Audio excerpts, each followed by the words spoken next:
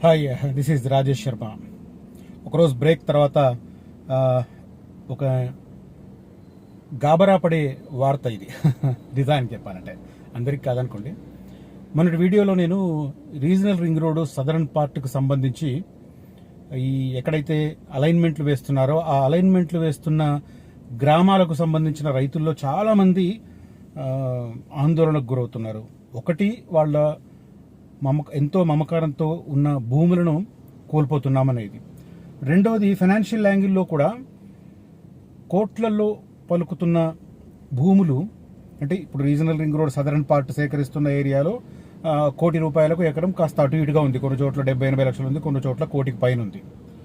అలాంటి చోట గవర్నమెంట్ ఏదో నామమాత్రంగా ఇచ్చి తీసేసుకుంటుంది, నష్టపోతున్నామనే బాధ ఒకటి ఫైనాన్షియల్ యాంగిల్. ఇంకొకటి ఏంటంటే భూమి మీద ఉన్న మమకారం. చాలా మందికి భూమి మీద చాలా మమకారం ఉంటుంది. అఫ్ కోర్స్ భూములు లేని నాలాంటి వాడికి అది పెద్దగా తెలియదు. కాకపోతే నేను యాజ్ ఎ జర్నలిస్ట్ చాలా మందిని చూశాను కాబట్టి, చాలా చోట్ల ఈ ప్రభుత్వాలు భూసేకరణ చేస్తున్నప్పుడు ఎట్లా ఫీల్ అయ్యేవారు అనేది చూశాను కాబట్టి గత 30 సంవత్సరాలుగా జర్నలిజంలో ఉన్నాను కాబట్టి నాకు అది ఎక్స్పీరియన్స్. ఆ బాధను నేను అర్థం చేసుకోగలను. సరిగ్గా అలాంటి బాధన ఇప్పుడు ఈ రీజనల్ రింగ్ రోడ్కు సంబంధించి ఎక్కడెక్కడైతే భూములు పోతున్నాయి అన్న భయాందోళన ఉందో అది ఇంకో రకంగా చెప్పాలి. యాక్చువల్గా ఇప్పుడు ఖచ్చితంగా ఒక అలైన్మెంట్ అయింది, పోతుంది అంటే ఒక రోజు ఏడుస్తారు, పాపం 2 రోజులు బాధపడతారు, 3 రోజులు బాధపడతారు, తర్వాత వదిలేసుకుంటారు. కానీ ఇప్పుడు అలాంటి పరిస్థితి కాదు. అది ఫస్ట్ అనుకున్న ప్లేస్ నుంచి కాకుండా ఇంకొక 5 కిలోమీటర్లు కొన్ని చోట్ల పెంచడం. అఫ్కోర్స్ రౌండ్గా ప్రతి చోట ఔటర్ రింగ్ రోడ్ నుంచి ఇంతే దూరం ఉండాలని ఏం లేదు, మ్యాండేటరీ కాదు, అది సాధ్యం కూడా కాదు.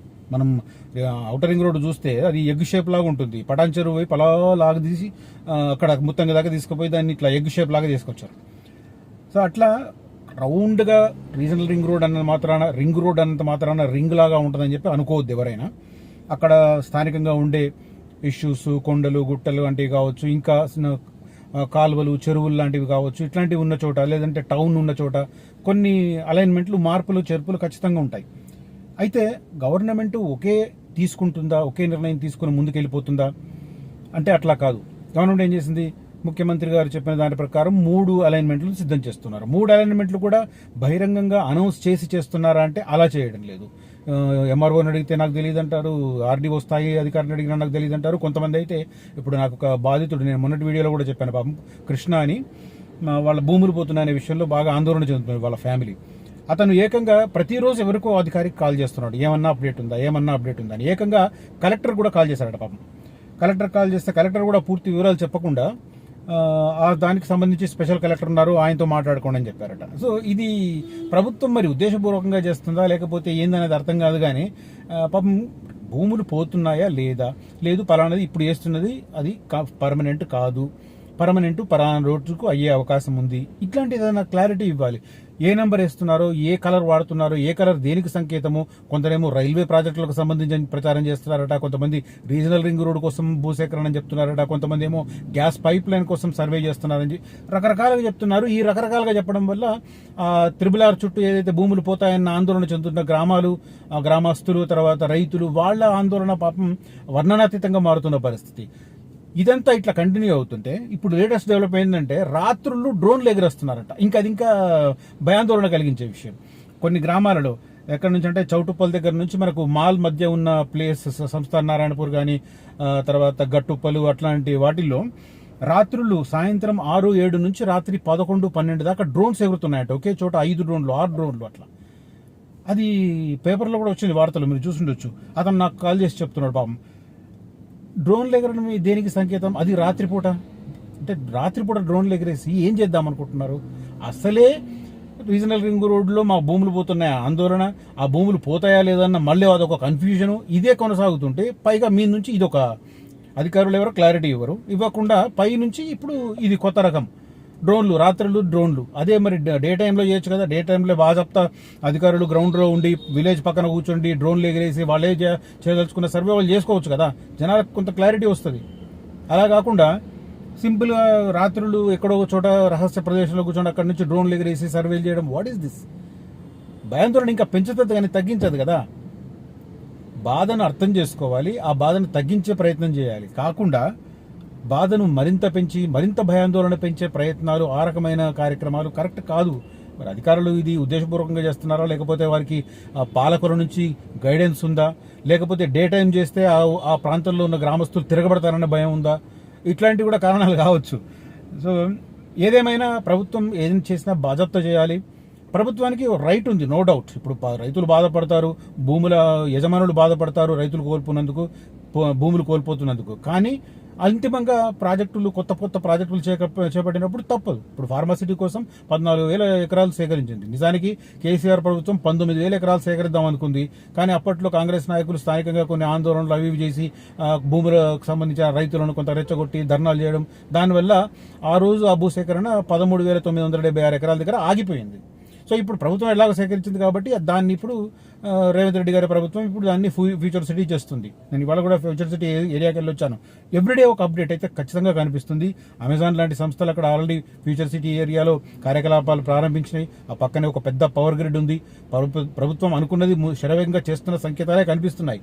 సేమ్ టైం కమిట్మెంట్ కూడా కనిపిస్తుంది. ఇంకో చెప్పాలంటే రేవంత్ రెడ్డికి అవసరం కూడా ఉంది. ఎందుకంటే ఆయన టెన్యూర్ ఇంకా 4 సంవత్సరాలు.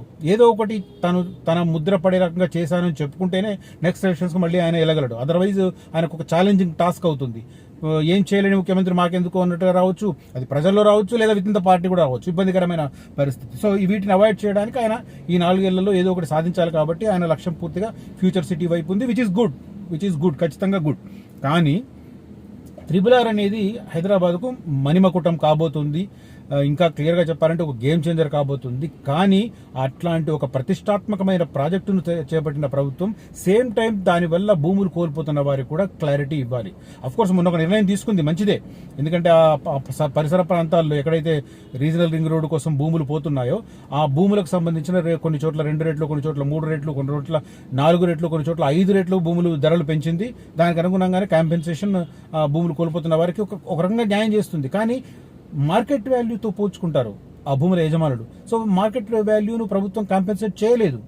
అలాంటప్పుడు ఇలాంటి భయాందోళనకరమైన పరిస్థితులు క్రియేట్ చేయకుండా వాళ్ళని కన్విన్స్ చేసి, అధికార యంత్రాంగం ఉన్న దేనికి ప్రజలను కన్విన్స్ చేయడానికి కదా, వాళ్ళను కన్విన్స్ చేసి వాళ్ళ ద్వారా భూములు తీసుకొని వాటిని రీజనల్ రింగ్ రోడ్కు వాడితే సరైన సమయంలో, అనుకున్న సమయంలో రీజనల్ రింగ్ రోడ్ పూర్తవుతుంది.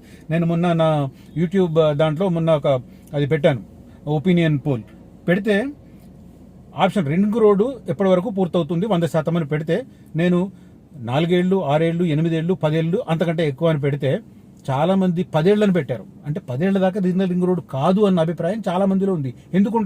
ఎందుకు అట్లాంటి అభిప్రాయం క్రియేట్ అవుతుంది అంటే ప్రభుత్వాలు ఇట్లాంటి వ్యవహార శైలిని తీసుకోవడం వల్ల.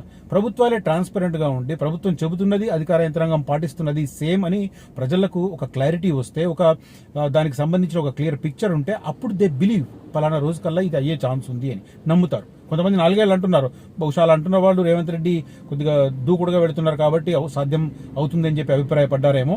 Okay, which is good one. ఒకవేళ 4-5 సంవత్సరాల్లో రీజనల్ రింగ్ రోడ్ కనుక పూర్తయితే అది డెఫినెట్గా అచీవ్మెంట్ అవుతుంది. నేను అనుకుంటా 4 సంవత్సరాల్లో నార్త్ పార్ట్ అయితే పూర్తి అవుతుంది అని అనుకుంటాను నేను. ఏదైతే సంగారెడ్డి తూప్రాన్ నుంచి భువనగిరి మీదుగా చౌటుప్పల్ వరకు ఉందో ఆ north part of regional ring road మాత్రం ఖచ్చితంగా 4 ఏళ్లలో అయ్యే సంకేతాలు కనిపిస్తున్నాయి. ఎందుకంటే భూసేకరణ అయిపోయింది, ఆల్మోస్ట్ ఒక 2-3 మంత్స్లో టెండర్స్ కాల్ఫర్ చేస్తే వర్క్ స్టార్ట్ అయింది అనుకోండి. అది ఒక 3 ఏళ్ళు తీసుకున్నా కూడా, అంటే లక్ష్యం 2 ఏళ్ళు కానీ 3 ఏళ్ళు తీసుకున్నా కూడా రేవంత్ రెడ్డి గారి ప్రభుత్వం టర్మ్ పూర్తి అయ్యేసరికి regional ring road north part అయితే అయ్యే సంకేతాలు కనిపిస్తున్నాయి. సదరన్ పార్ట్ అయితే మరి భూసేకరణ ఇంత గందరగోళం ఉంది కాబట్టి ఈ గందరగోళాన్ని అధిగమించి భూసేకరణ పూర్తవడం, ఆ తర్వాత పనులు జరగడం, మళ్ళీ స్ట్రెచ్ కూడా ఎక్కువ. నార్థన్ పార్ట్తో పోలిస్తే 30 కిలోమీటర్లు southern part of regional ring road stretch కూడా ఎక్కువ కాబట్టి ఇంకొద్దిగా ఎక్కువ టైం పట్టే అవకాశం ఉంది. సో ఓవరాల్గా ఒక 6-7 ఏళ్లలో రీజనల్ రింగ్ రోడ్ కనుక పూర్తి అయితే అది ఖచ్చితంగా తెలంగాణకు మణిమకుటం అవుతుంది. అదే రకంగా గేమ్ చేంజర్ అవుతుంది అన్న దాంట్లో సందేహమే లేదు. బట్ నా విజ్ఞప్తి అధికార యంత్రాంగానికి అయితే ఈ కన్ఫ్యూజన్ తొలగించే ప్రయత్నం చేయండి. ఆ రీజనల్ రింగ్ రోడ్డు వెడుతున్న ప్రాంతాలలో ఏ అలైన్మెంట్ ఫైనల్ అవుతుందని మీరు కూడా చెప్పలేదు, ఎందుకంటే అంతిమంగా ముఖ్యమంత్రి గారు డిసైడ్ చేయాలి కాబట్టి. కానీ కొద్దిగా ట్రాన్స్పరెంట్ గా వ్యవహరిస్తే అక్కడ ఉన్న రైతుల్లో కావచ్చు, ఆ గ్రామస్తుల్లో కావచ్చు కొంత క్లారిటీ ఉంటుంది. ఈ రాత్రిపూట డ్రోన్లు ఎగరేసే పిచ్చి పనులు మాత్రం ఖచ్చితంగా ఒకవేళ అధికారులే చేస్తే మాత్రం అది ఖచ్చితంగా మానుకోవాల్సిందే. అధికారులు చేస్తున్నారా లేకపోతే ఎవరైనా ప్రైవేట్ వ్యక్తులు కూడా చేయొచ్చు. ఎందుకంటే కొంతమంది రియల్ ఎస్టేట్ వాళ్ళు కూడా ఇట్లాంటి రాత్రులు తీసుకెళ్లి అవి కూడా వాళ్ళు కూడా చూసుకుంటుంటారు భూములు. సో మరి వాళ్ళు చేస్తున్నారా, అధికారులు చేస్తున్నారా అనే మీద క్లారిటీ ఇవ్వాలి. ప్రధానమైన ఇష్యూ ఏంటంటే ఆ ప్రాంతంలో రీజనల్ రింగ్ రోడ్డుకు భూములు కోల్పోతామని చెప్పి ఆందోళన చెందుతున్న ఆ గ్రామస్తులకు అధికార యంత్రాంగం ఖచ్చితంగా క్లారిటీ ఇవ్వాల్సిన అవసరం అగత్యం ఉంది అని నా అభిప్రాయం. ఓవరాల్గా నాకు ఈ డ్రోన్ల వ్యవహారం కొద్దిగా ఆందోళన కలిగించింది. సో వెంటనే దీని మీద వీడియో చేయాలనే ఉద్దేశంతో ఈ వీడియో చేస్తున్నాను. If you like this video and my comments, please do share this video among your WhatsApp circles and please encourage me like that. Thank you so much for watching this video. Signing off, Rajesh Sharma.